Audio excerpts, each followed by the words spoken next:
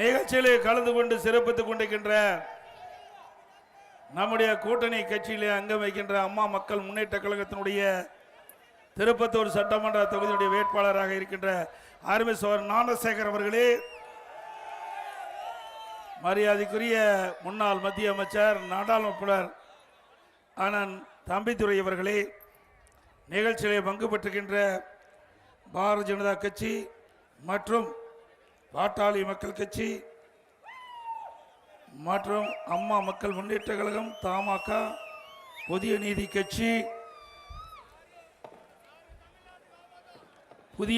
கட்சி, இந்திய ஜனநாயக கட்சி, புரட்சி பாரதம், தமிழ் மாநில பகுஜன் சமாஜ் கட்சி, இந்த கட்சியை சேர்ந்த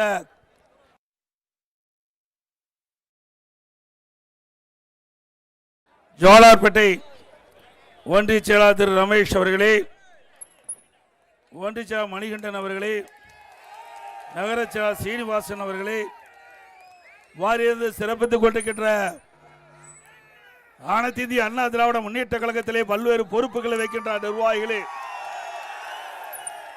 கழக உடன்பிறப்புகளே, நம் கூட்டணியிலே அங்கம் வைக்கின்ற கட்சியுடைய தலைவர்களே, நிர்வாகிகளே, தொண்டர்களே, பெரியவர்களே, தாய்மார்களே, விவசாயிகளே, விவசாய தொழிலாளர்களே,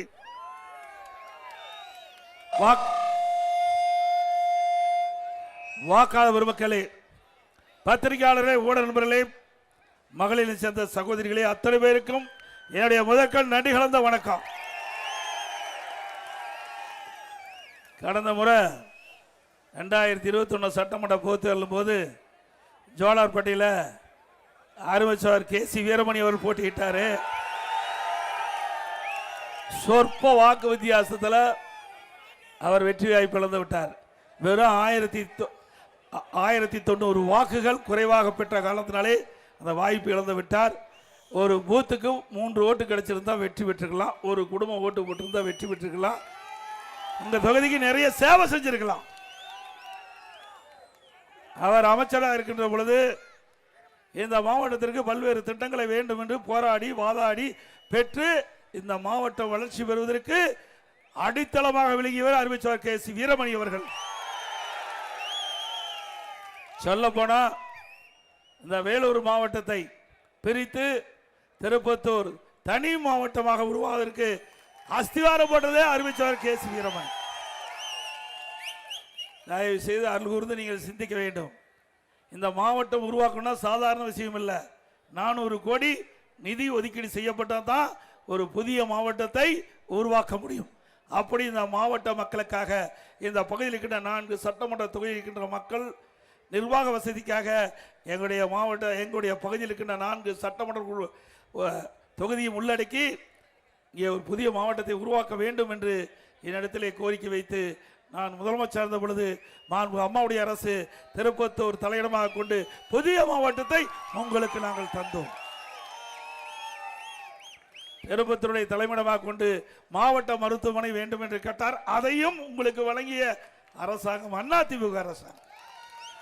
அப்படி உங்களுக்காக பாடுபடுகின்ற அற்புதமான மனிதர், எளிமையானவர், கூப்பிட்ட குரலுக்கு ஓடோடி வந்து உதவி செய்யக்கூடிய நற்குணம் படைத்த அறிவித்தார் KC வீரமணிக்கு இரட்டை லட்சத்திலே வாக்களித்து வெற்றி பெற செய்யுங்க. அதே போல நம்முடைய கூட்டணியில் அங்கம் வைக்கின்ற அம்மா மக்கள் முன்னேற்ற கழகத்தைச் சேர்ந்த அருமை சகோதரர் திரு ஞானசேகர் அவர்கள் திருப்பத்தூர் சட்டமன்ற தொகுதியில் போட்டியிடுகிறார். அவரும் மக்களிடத்திலே எளிமையாக பழகக்கூடியவர். இந்த தொகுதியிலே வெற்றி பெற்றவுடன் இந்த பகுதி மக்களுக்கு தேவையான திட்டங்களை உங்களுக்கு சட்டமன்றத்தில் எடுத்துறுத்தி அரசின் வாயிலாக திட்டங்களை பெறுவதிலே முன்னிலை வைக்கக்கூடிய அருமை நண்பர் ஞானசேகர் அவர்களுக்கு குக்கர் சின்னத்திலே வாக்களியுங்க. திரு ஞானசேகர் அவர்களுக்கு குக்கர் சின்னத்திலே வாக்களித்து வெற்றி பெற செய்யுங்கள். இன்றைய தினம் சிந்திச்சு பாருங்க, தமிழ்நாடு எந்த அளவுக்கு ஒரு மோசமான நிலையில் இருக்குதுன்னு நீங்க ஒவ்வொருவரும் சிந்திக்க வேண்டிய காலகட்டம் இந்த தேர்தலில். இன்றைக்கு தமிழகத்தில் போதைப் பொருள் விற்காத இடமே இல்லை. விற்கிது இல்ல? நல்லா சத்தமா சொல்லுங்க, ஸ்டாலினு காது கேட்கட்டும். இங்கதான் அதிகமா விற்கிதான் அறிவிச்சவர் சொல்றார். ஆக நாம் பெற்ற பிள்ளைகள், நம்முடைய குழந்தை செல்வம் கண்ணை இமை காப்பதை போல வளர்த்து ஆளாக்கின பிறகு இந்த ஆட்சியில் இருக்கிற கொடுமையின் காரணமாக போதைப் பொருள் கஞ்சா விற்பனை அதிகமாக இருக்கின்ற காலத்தில் பள்ளிக்கு அருகில, கல்லூரிக்கு அருகில, பொது இடங்களில் அதிகமாக விற்பனை செய்வதால மாணவர்கள், இளைஞர்கள், பொதுமக்கள் இந்த கஞ்சாவை பயன்படுத்தி கண்ணெதிரே சீரழியக்கூடிய நிலை தொடர வேண்டுமா? இப்படிப்பட்ட ஆட்சி நாட்டுக்கு தேவையா? ஒரு கொடுமையான ஆட்சி. இதற்கு இந்த அரசாங்கம் தீர்வு காண முடியல. ஏன்னா பல பேர் இந்த கஞ்சா விற்பதற்கு துணை நிற்பதே ஆளுங்கட்சி சேர்ந்தவர்கள் தான். அதனாலதான் இந்த கஞ்சாவை கட்டுப்படுத்த முடியல. ஆக சிந்திக்க வேண்டும். சிந்திக்க நேரம் இந்த நேரம். இன்னைக்கு தமிழ்நாட்டுடைய தலையெழுத்தை மாற்றக்கூடிய நேரம் வந்துவிட்டது. அது உங்க கையில் தான் இருக்குது. வாக்காளர் பெருமக்கள் தான் நீதிபதிகள், எஜமானர்கள். நல்ல தீர்ப்பை வழங்குவீர்கள் நாங்கள் எதிர்பார்க்கின்றோம். இப்படிப்பட்ட ஒரு மோசமான கொடுமையான ஆட்சி தமிழகத்தில் இது அகற்றப்பட வேண்டும். மக்களோட ஆட்சி தமிழகத்தில் இது அகற்றப்பட வேண்டும். அதற்காகத்தான் அதிமுக தலைமையிலே தேசிய ஜனநாயக கூட்டணி என்ற ஒரு அமைப்பை ஏற்படுத்தி நாங்கள் உங்களை வந்து சந்தித்திருக்கின்றோம். நல்ல ஆதரவை தர வேண்டும். எங்களுக்கு வெற்றி தர வேண்டும். தருவீர்களா? அதே போல பெண்கள் பாதுகாப்பா வாழ முடியல. சிறுமிகள் பள்ளிக்கு கூட போக முடியல. அவ்வளவு கொடுமையான ஆட்சியா இருக்குது. பெண்களுக்கு பாதுகாப்பு இல்ல, சிறுமிக்கு பாதுகாப்பு இல்ல, பாட்டி அம்மாவுக்கு கூட பாதுகாப்பு இல்ல. கேவலம். இந்த ஆட்சி வச்சுக்கிட்டு என்ன செய்ய முடியும்? என்ன வேற முதலமைச்சர் இருக்கிற முதலமைச்சர் சொல்றாரு மீண்டும் இவர்தான் ஆட்சிக்கு வரணுமா? இதே மாதிரி நடப்பாராம். போதும், இது வரைக்கும் நடந்தது போதும். இதே மாதிரி நடக்கிறதுக்கு இந்த ஆட்சி தேவையா? இந்த 5 ஆண்டு காலம் நாட்டை குட்டுச்சோறாக்கி விட்டீங்க. ஆக இப்படி ஒரு திறமையற்ற முதலமைச்சர் நாட்டை ஆளுகின்ற காரணத்தினாலே, ஒரு பொம்மை முதலமைச்சர் நாட்டை ஆளுகின்ற காரணத்திலே இன்னைக்கு நாடு சீரழிந்து கொண்டிருக்கின்ற நிலை நாம் பார்க்கின்றோம். இதிலிருந்து மீட்டெடுக்க வேண்டும் என்று சொன்னால் அண்ணா திமுக தலைமையிலே அமைக்கப்படுகின்ற அமைத்த கூட்டணி வேட்பாளருக்கு நீங்கள் வாக்களிக்க வேண்டும். மீண்டும் தமிழகம் தலை நிமிர வேண்டும் என்று சொன்னால் அண்ணா திமுக ஆட்சி அமைக்க வேண்டும். சட்ட ஒழுங்கை பாதுகாக்க வேண்டும். மக்களுக்கு பாதுகாப்பு வேண்டும். இன்னைக்கு சிறுபான்மை மக்கள் சிந்திக்க வேண்டும். அண்ணா திமுக ஆட்சி இருக்கின்ற வரை சிறுபான்மை மக்களுக்கு இமை பார்ப்பதை போல காத்தோம். இன்னைக்கு திராவிட முன்னேற்ற கழகம் ஆட்சி வந்த பிறகு ஒட்டுமொத்த மக்களுக்கு பாதுகாப்பு இல்ல. சிந்திக்க வேண்டும். சிந்திக்க வேண்டிய நேரம். சிறுபான்மை மக்கள் சிந்திக்க வேண்டும். வேண்டும் என்று திட்டமிட்டு சிறுபான்மை மக்களை இன்றைக்கு அவர் பிடிக்கின்ற மாதிரி ஆசை வார்த்தைகளை கூறி வாக்களை பெறுவதற்காக திரு ஸ்டாலின் நாடகம் ஆடிக்கொண்டிருக்கின்றார். நாங்கள் அப்படி இல்லை. வாக்குக்காக ஆட்சி செய்யல, மக்களுக்காக ஆட்சி செய்கிறோம். அண்ணா திமுக மக்களுக்காக ஆட்சி செய்கிறோம்.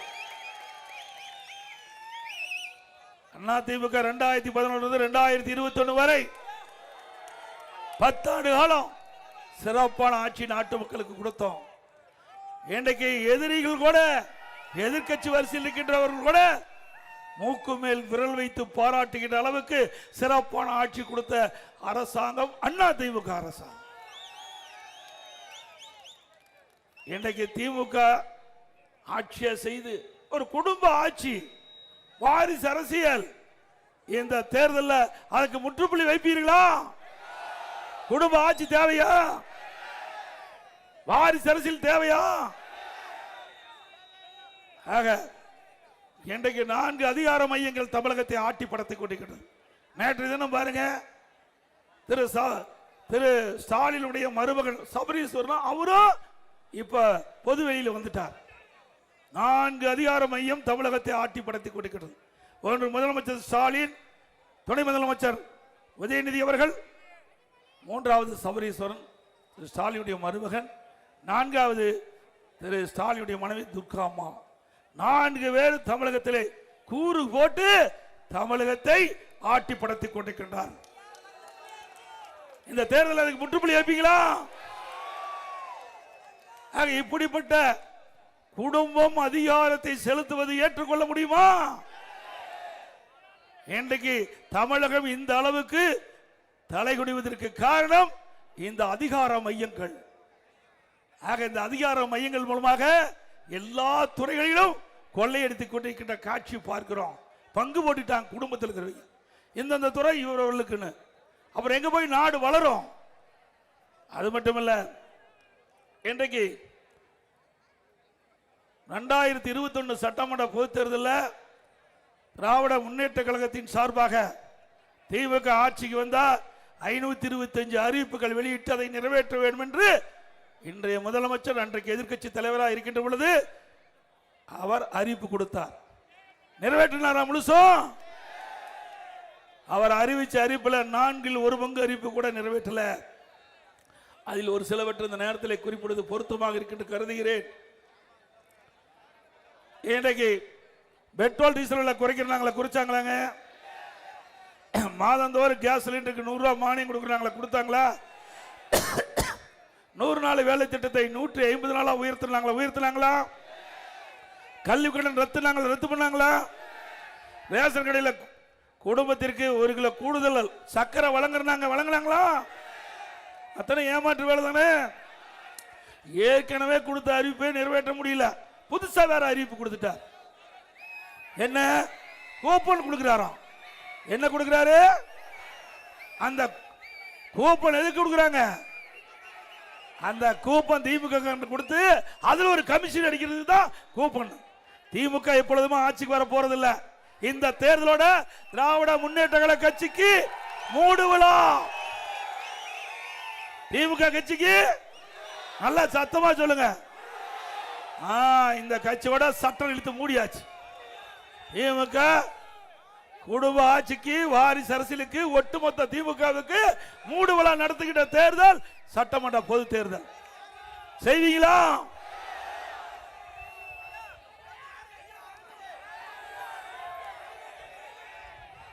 அது மட்டுமல்ல, இன்றைக்கு அண்மையில் மத்திய அரசாங்கம் ஒரு அறிவிப்பை வெளியிட்டிருக்குது. இன்றைக்கு இந்தியா முழுவதும் ஜாதிவாரி கணக்கெடுப்பு எடுக்கப்படும் என்று. அதன்படி அண்ணா திமுக ஆட்சி அமைந்தவுடனே ஜாதிவாரி கணக்கெடுப்பு எடுக்கப்படும். அதே போல திமுக ஆட்சிக்கு வந்த பிறகு மின் கட்டணம் 52% உயர்த்தப்பட்டு விட்டது. ஆண்டுக்கு 5% உயர்த்தப்படும் என்ற அறிவிப்பை கொடுத்து 3 ஆண்டுல 15% மின் கட்டண உயர்வு. இன்றைக்கு 67% மின் கட்டணம் உயர்ந்திருக்குது. வீடுகளுக்கு மின் கட்டண உயர்வு, கடைக்கு 6 முதல் 9 வரை 2 மடங்கு சார்ஜ் வசூல் பண்றாங்க. தொழில்துறைக்கு இன்றைக்கு மின் கட்டண உயர்வு. அதே போல நகராட்சி, மாநகராட்சி, பேரூராட்சியில வீட்டு வரி 100% உயர்த்தி விட்டாங்க. கடைக்கு 150% உயர்த்திட்டாங்க. ஆண்டுக்கு 6% இந்த வரி உயர்த்தப்படும் என்று அறிவிக்கப்பட்டு இப்ப 12% உயர்த்தப்பட்டு விட்டாங்க. அதோட குடிநீர் வரி உயர்த்தப்பட்டு விட்டது, குப்பைக்கு வரி போட்டுட்டாங்க. இப்படி வரி போட்ட அரசாங்கம் தொடர வேண்டுமா? இன்றைக்கு உணவுப் பொருள் வெண்ணெய் முட்டையிட்ட அளவுக்கு உயர்ந்து போச்சு. அதை கட்டுப்படுத்த இந்த அரசால முடியல. இந்த அரசுக்கு திறனாணி இல்ல, தெம்பு இல்ல. இன்றைக்கு ஏழை மக்கள் பாதிக்கிறாங்க, அதை பத்தி கவலை இல்ல. குடும்ப உறுப்பினர் ஆட்சி அதிகாரத்துக்கு வேண்டும், கட்சியில உயர்ந்த பதவி வேண்டும் அப்படின்னு தான் முதலமைச்சர் நினைக்கிறார். இப்படிப்பட்ட முதலமைச்சர் தேவையா? அரிசி விலை உயர்ந்தாச்சு, எண்ணெய் விலை உயர்ந்தாச்சு, பருப்பு விலை உயர்ந்தாச்சு, வேலை கிடைக்கல, வருமானம் குறைஞ்சி, செலவு அதிகரிப்பு, மக்கள் திண்டாடுகிறார்கள். அப்படிப்பட்ட ஒரு சூழ்நிலையில் கூட இந்த அரசாங்கம் விழித்துக் கொண்டு மக்களுடைய தேவைகளை பூர்த்தி செய்யாத அரசாங்கம் விடியா திமுக அரசாங்கம் என்பதை நேரத்தில் தெரிவித்து, இன்றைக்கு இந்த ஆட்சி ஒரு விளம்பர ஆட்சி. தினந்தோறும் விளம்பரம் வந்துகிட்டே இருக்கும், வராத நாளே இல்லை. போட்டோ ஷூட் அப்படியே வருவார் முதலமைச்சர், போட்டோ ஷூட் அப்படியே பத்திரிகையில் வரும், தொலைக்காட்சியில் வரும். அன்னையோட முடிஞ்சு போச்சு. ஒரு அறிவிப்பு வெளியிடுவார், அதுக்கு ஒரு பேர் வைப்பாரு, அதோட முடிஞ்சு போச்சு. பேர் வைப்பதற்கு நோபல் பரிசு கொடுக்கணும்னா இன்றைய முதலமைச்சர் ஸ்டாலின் கொடுத்தா பொருத்தமா இருக்கும். யாருடைய பணம் விளம்பரமோ? உங்களுடைய வரி பணம். ஒரு நாளைக்கு 4 கோடிங்க. பத்திரிகைக்கும் ஊடகத்துக்கும் விளம்பரம் செலவு மட்டும் 4 கோடி. இப்படி அரசாங்க வரி பணத்தை ஊதாரித்தனமாக தங்களுடைய விளம்பரத்திற்காக பயன்படுத்திக்கிட்ட அரசு தேவையா? அதோட இன்றைக்கு அதிமுக தேர்தல் அறிக்கையில் நிறைய அறிவிப்புகளை கொடுத்திருக்கிறோம். இன்றைக்கு வரி உயர்வு, விலைவாசி உயர்வு, இதனால் மக்கள் பாதிப்புக்குள்ளாக இருக்கிறாங்க. இந்த பாதிப்பிலிருந்து அவர்களை மீட்டெடுக்க வேண்டும் என்ற அடிப்படையில் ஒவ்வொரு குடும்ப அட்டைக்கும் அதிமுக ஆட்சி பண்ணதுடனே 10,000 ரூபாய் அவர் வங்கி கணக்கிலே செலுத்தப்படும். மாதந்தோறும் இப்பொழுது 1000 ரூபாய் குடும்ப தலைவிக்கு வழங்கிக்கிட்டு வருவதை 2000 ரூபாயாக மாதந்தோறும் வங்கி கணக்கிலே செலுத்தப்படும். அதுபோல எல்லா குடும்பத்திற்கும் ஃப்ரிட்ஜ் விலை இல்லாமல் வழங்கப்படும். ஃப்ரிட்ஜ் விலை இல்லாமல் வழங்கப்படும். அதே போல வேலைக்கு செல்லும் பெண்களுக்கு 5 லட்சம் பேருக்கு அம்மா இருசக்கர வாகனம் வழங்கப்படும். ஒவ்வொரு அம்மா இருசக்கர வாகனம் வாங்குவதற்கு 25,000 ரூபாய் மானியம் வழங்கப்படும்.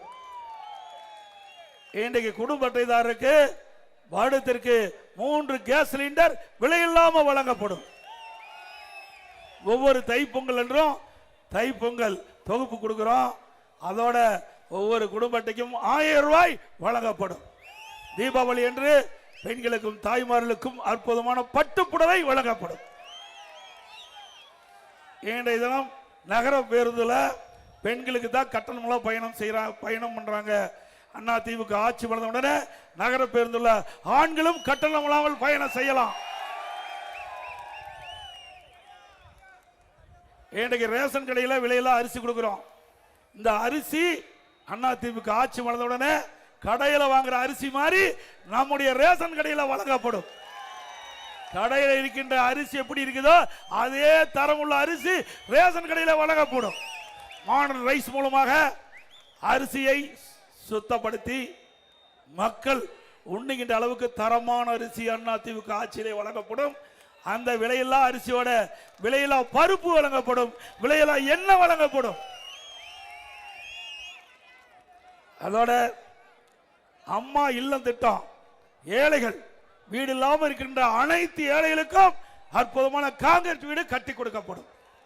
பட்டியலின மக்கள், ஆதரவாள மக்கள், அழுதுகிற மக்கள், அவர்கள் குடும்பத்தில் திருமணமாகி தடி குடும்பம் போய்கின்ற பொழுது அவளுக்கு அரசாங்கமே தனி இடம் வாங்கி அற்புதமான காங்கிரீட் வீடு அந்த பட்டியலின மக்களுக்கு கட்டி கொடுக்கப்படும். அதோட நம்முடைய முதியோர்களுக்கு வழங்கப்படுகின்ற அந்த ஓய்வூதியம் 2000 உயர்த்தி வழங்கப்படும். இன்றைக்கு அதே போல பட்டப்படிப்பு படித்த மாணவர்கள், இளைஞர்கள்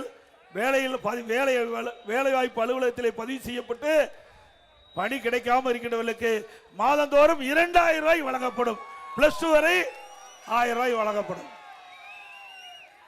இன்றைக்கு ஆட்டோ ஓட்டுநர்கள் அந்த ஆட்டோ ஓட்டுநர் சங்கத்திலே பதிவு செய்திருந்தா அந்த பதிவு செய்யப்பட்ட ஆட்டோ ஓட்டுநர்கள் புதிதாக ஆட்டோ வாங்கினா 75,000 ரூபாய் மானியம் வழங்கப்படும். ஆட்டோ வாங்க. அதுபோல கட்டிட தொழிலாளர்கள் கட்டிட பணியில் ஈடுபட்டு கொண்டிருக்கும் பொழுது எதிர்பாராத விதமாக அவர்கள் உயிரிழக்க நேரிட்டால் அந்த குடும்பத்திற்கு 25 லட்சம் ரூபாய் நிவாரணம் வழங்கப்படும். ஆக அதிமுக ஆட்சி வந்தவர். அதே போல அதிமுக ஆட்சி வளர்ந்தவுடனே விவசாயிகள் தொடக்க வேளாண் கூட்டுறவு சங்கத்திலே வாங்கிய பயிர்க்கடன் தள்ளுபடி செய்யப்படும். ஆகவே வருகின்ற சட்டமன்ற பொதுத் தேர்தலில் அனைத்து இந்திய அண்ணா திராவிட முன்னேற்ற கழக வெற்றி வேட்பாளர் அறிவிச்சார் வீரமணி கேசி வீரமணி அவர்களுக்கு 2 லட்சத்தில் வாக்களித்து வெற்றி பெற செய்யுங்கள். நம்ம கூட்டணியில் அங்கம் வைக்கின்ற அம்மா மக்கள் முன்னேற்ற கழகத்தைச் சேர்ந்த அறிவிச்சார் திரு ஞானசேகர் அவர்களுக்கு குக்கர் சின்னத்திலே வாக்களித்து வெற்றி பெற செய்யுங்கள்.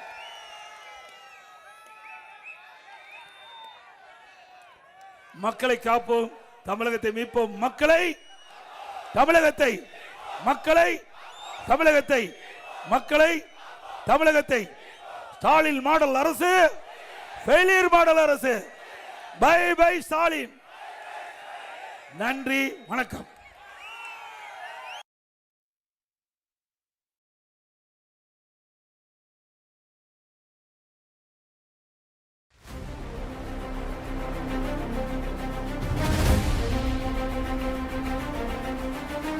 ஏழைகள் சிரிக்கணும், ரெட்டையல ஆடணும். தமிழ்நாடு ஜெயிக்கணும், எடப்பாடி யார் ஆடணும்.